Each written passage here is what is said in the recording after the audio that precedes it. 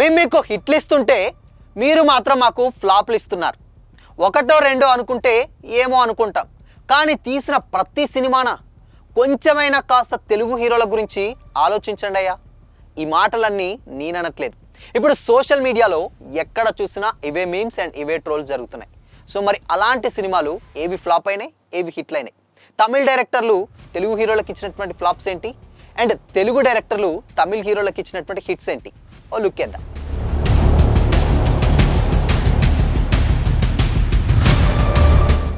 తమిళ డైరెక్టర్లు తెలుగు హీరోలతో సినిమాలు చేయడం, అలాగే తమిళ హీరోలతో తెలుగు డైరెక్టర్లు సినిమాలు చేయడం కొత్తేమీ కాదు.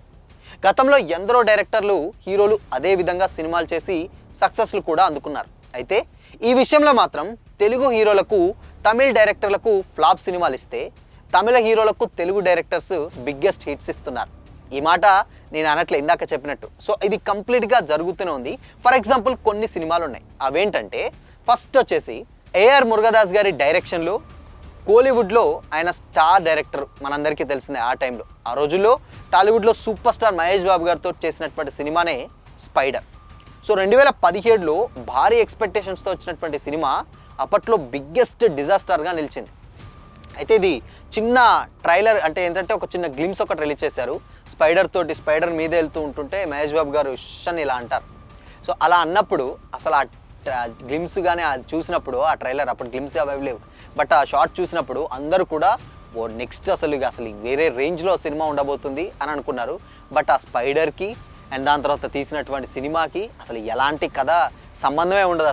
అసలు ఈ షాట్ ఎక్కడ అని కూడా చాలామంది అడుగుతారు. బట్ అది ఒక ఇంపాక్ట్ క్రియేట్ చేయడం కోసం చేసినటువంటి షాట్. అప్పట్లో అది చాలా చాలా పెద్ద డిజాస్టర్ అనే చెప్పాలి. ఇకపోతే లింగుస్వామి గారు, ఈ సీనియర్ తమిళ డైరెక్టర్, ఈయన ఎనర్జెటిక్ స్టార్ రామ్ గారితో చేసినటువంటి వారియర్ మూవీ కనీసం వారం రోజులు కూడా ఆడకుండా డిజాస్టర్ తెచ్చుకుంది. అంటే వారం రోజులు కూడా ఆడలేదంటే అది ఎంత ఫ్లాప్ అయిందో మనం అర్థం చేసుకోవచ్చు. అండ్ ఒక సాంగ్స్ డిఎస్పి గారి మ్యూజిక్ తప్పితే సినిమాలో పెద్దగా ఏమంత ఉండదు. డాక్టర్, పోలీసు ఆ క్యారెక్టర్లో ఉంటుంది. బట్ అది ఎందుకో కనెక్ట్ అవ్వలేదు. అండ్ అవి రియాలిటీగా కొంచెం జరిగినా కానీ అసలు అంత ఎంగేజింగ్గా కూడా అనిపించలేదు. అది బిస్కెట్ అయిపోయింది. ఇకపోతే వెంకట్ ప్రభు గారు ఒక కొత్త సినిమాలకు ఒక మంచి పేరు ఉంటుంది. అంటే డిఫరెంట్ స్టోరీస్ చేస్తారన్న పేరు ఉంటుంది ఈయనకి. ఈయన అక్కినేని నాగచైతన్య గారికి కస్టడీ అనే ఒక ఫ్లాప్ సినిమాను కూడా ఇచ్చాడు. కస్టడీ ఆఫ్ కోర్స్ బాగానే ఉంది, బట్ ఆ తమిళ్ ఫ్లేవర్కి చాలా బాగా నచ్చుద్ది అని అనుకున్నారు, తెలుగులో నచ్చదు అనుకున్నారు. కానీ ఏంటో కానీ అటు తమిళ్కి నచ్చలేదు, తెలుగుకు నచ్చలేదు, ఎవరికి నచ్చలేదు. సో ఈయన కూడా చైతన్య గారికి ఒక బిగ్గెస్ట్ ఫ్లాప్ ఇచ్చారు. అండ్ దాని తర్వాత ఆయన కోలుకోవడానికి చాలా టైం కూడా పట్టింది, అది కూడా అందరికి తెలిసిందే. బట్ ఇప్పుడు అసలు నాగచైతన్య గారి కెరీర్లో కస్టడీ అని ఒక సినిమా ఉందని కూడా చాలామందికి తెలియదు. అసలు దాన్ని మర్చిపోతారంటే ఏ రేంజ్లో అది ఫ్లాప్ అయిందో అర్థం చేసుకోవచ్చు. ఇకపోతే టాలీవుడ్లో బిగ్గెస్ట్ డిజాస్టర్ ఇచ్చినటువంటి డైరెక్టర్ ఎవరు ఉన్నారంటే అది శంకర్ గారే. ఇండిగా ఆయన భారీ సినిమాల డైరెక్టర్ అండ్ మెగా, ఆయన తెలుసు అంటే ఆయన సినిమాలు ఏ రేంజ్లో ఉంటాయో. బట్ అలాంటిది శంకర్ గారి సినిమాలు అంటే గతంలో ఒకే ఒక్కడు, దాని తర్వాత అపరిచితుడు. సో ఇలాంటి సినిమాలు తీసినటువంటి శంకర్ గారు, ఆయన ఎందుకో మరి ఈ కొద్ది రోజుల నుంచి వెళ్ళి భారతీయుడు లాంటి పెద్ద ఇండస్ట్రీ హిట్స్ తీసినటువంటి శంకర్ గారు ఎందుకో ఈ మధ్యకాలంలో చాలా డిజాస్టర్స్ అంటగట్టుకుంటే, అండ్ ఇండియన్ 2 కూడా అలానే అయింది. దాని తర్వాత వచ్చినటువంటి గేమ్ చేంజర్ కూడా సేమ్ అదే పరిస్థితి. Mega power star Ram Charan గారి కెరీర్లోనే గేమ్ చేంజర్ ఒక బిగ్గెస్ట్ డిజాస్టర్ తోటి టాప్ ప్లేస్లో నిలబడింది. అంటే డిజాస్టర్ ప్లేస్లో ఆయన టాప్ ప్లేస్లో నిలబడింది. అండ్ అంతటి చాలా ఫెయిల్యూర్ సినిమా తీశాడు శంకర్ గారు. ఇవే కాకుండా అండ్ బాలకృష్ణ గారి హీరోగా కేఎస్ రవికుమార్ గారి డైరెక్షన్లో వచ్చినటువంటి రూలరు, అండ్ దాని తర్వాత ఎస్జే సూర్య గారి డైరెక్షన్లో వచ్చినటువంటి కొమరంపులి లాంటి సినిమాలు కూడా అల్ట్రా డిజాస్టర్స్ మూటగట్టుకున్నాయి. అది కూడా అందరికి తెలిసిందే. రూలర్ తెలుసు, అసలు రూరల్ ఒకటి ఉందని కూడా తెలియదు. అండ్ దాని తర్వాత కొమరంపులి, బట్ ఆ టైంలో ఎంత హైప్ ఇచ్చినా అది మాత్రం బిస్కెట్ అయిపోయింది. ఇకపోతే ఇప్పుడు తెలుగు డైరెక్టర్లు తమిళ్ హీరోలకు ఇచ్చినటువంటి హిట్స్ గురించి మనం మాట్లాడుకోబోతున్నాం. అదే ఫస్ట్ వచ్చేసి వెంకీ అట్లూరి గారు. ఈయన వెంకీ అట్లూరి గారు ఈ డైరెక్టర్ మనకు తెలుసు. ఆయన స్టార్టింగ్లో యాక్టర్గా చేశాడు, దాని తర్వాత ఇప్పుడు డైరెక్టర్గా మారి సినిమాలు కూడా చేస్తున్నారు. బట్ ఈయన Tamil hero first same Dhanush గారితో చేసినటువంటి సార్ మూవీ ఒక సెన్సేషనల్ బ్లాక్ బస్టర్ నిలిచింది. అంటే ఎడ్యుకేషన్ పరంగా ఉంటుంది ఆ సినిమా, బట్ స్టిల్ ఇప్పటికీ చూసినా కానీ ఒక నెక్స్ట్ లెవెల్ సినిమా అది. బట్ ఇలాంటి ఒక కాన్సెప్ట్, అది పెద్ద కొత్త కాన్సెప్ట్ కూడా కాదు అనిపిస్తుంది. బట్ ఎంత ఫ్రెష్గా ఉంటుందంటే ఆ సాంగ్స్ కానీ ఆ చేసేటువంటి సీన్స్ కానీ ధనుష్ గారి యాక్టింగ్ పర్ఫెక్ట్ యాప్ట్ అయింది. సో మొత్తంగా ఆయన చేసినట్టు సినిమా కూడా అప్పుడు బ్లాక్ బస్టర్ అయింది. అండ్ దాని తర్వాత కెరీర్లోనే హయ్యెస్ట్ కలెక్షన్స్ రాబట్టింది ఈ సినిమా తెలుగు మనందరికీ తెలుసు. దాని తర్వాత సేమ్ ఇదే డైరెక్టరు, ఇదే వెంకీ అట్లూరి గారు మలయాళం హీరోతోటి దుల్కర్ సల్మాన్ గారితో తీసినటువంటి సినిమా లక్కీ భాస్కర్ కూడా లేటెస్ట్గానే రిలీజ్ అయింది. అది ఎంత పెద్ద హిట్ అయిందో తెలుసు.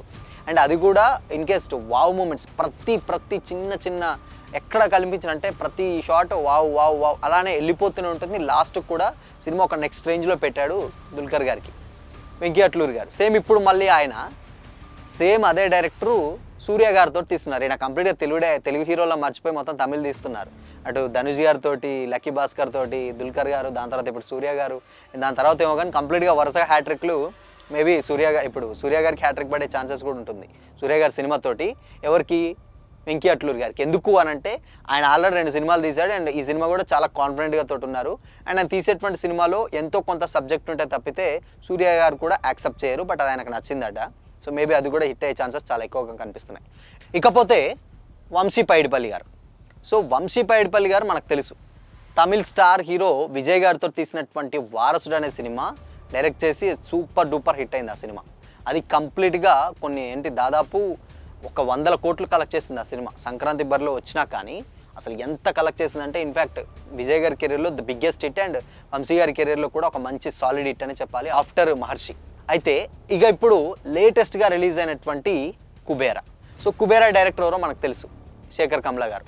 అండ్ ఈయన సినిమాలు ఏంటంటే చాలా సెన్సిటివ్గా అండ్ మనసుని హత్తుకునేటువంటి స్టోరీలతోటి సినిమాలు చేసేటువంటి శేఖర్ కమ్లా గారు ధనుష్ గారి హీరోగా కుబేరా అనేటువంటి crime డ్రామాను first time తెరకెక్కించారు.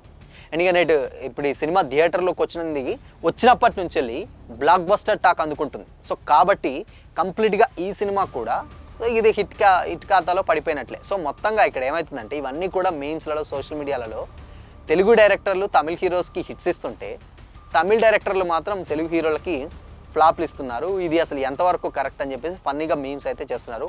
Obviously cinema ఎవరైనా కానీ హిట్ అవ్వాలనే తీస్తారు. ఇన్ఫ్యాక్ట్ అలా కెరీర్లు పెట్టి తీస్తారు. బట్ అనుకోకుండా అవి ఫ్లాప్లు అవ్వడం అండ్ తమిళ్ ఫ్లేవర్ మన వాళ్ళకి నచ్చకపోవడం, లేదంటే తెలుగు ఫ్లేవర్ అక్కడ ఉన్నటువంటి తమిళ వాళ్ళకి నచ్చడం అండ్ అదే తెలుగు ఫ్లేవర్ మనకు నచ్చడం. సో కాబట్టి మొత్తంగా ఏంటంటే ఈ జోనర్లో కొంచెం ఎవరైనా సినిమాని హిట్ అవ్వాలని తీస్తారు, డబ్బులు రావాలని తీస్తారు, వాళ్ళకి ఎంతో పేరు రావాలని తీస్తారు. బట్ అనుకోని ఎవరు ఫ్లాప్లు అయితే తీయరు. కానీ బట్ ఇలా సింక్ అయినాయి అనమాట రిలీజ్ అయినటువంటి సినిమాలు. సో మరి అన్నీ చూశారు కదా, మరి నిజంగానే అసలు తమిళ్ డైరెక్టర్లు తెలుగు వాళ్ళకి ఫ్లాప్లు ఇస్తున్నారా? అండ్ దాని తర్వాత తెలుగు డైరెక్టర్లకు తమిళ హీరోలకు హిట్స్ ఇస్తున్నారా అనేది అయితే డెఫినెట్గా మీరు కామెంట్ చేసి అయితే చెప్పండి. సో మరి ఇందులో మీ ఫేవరెట్ మూవీ కూడా ఏంటో కామెంట్ చేసి చెప్పండి.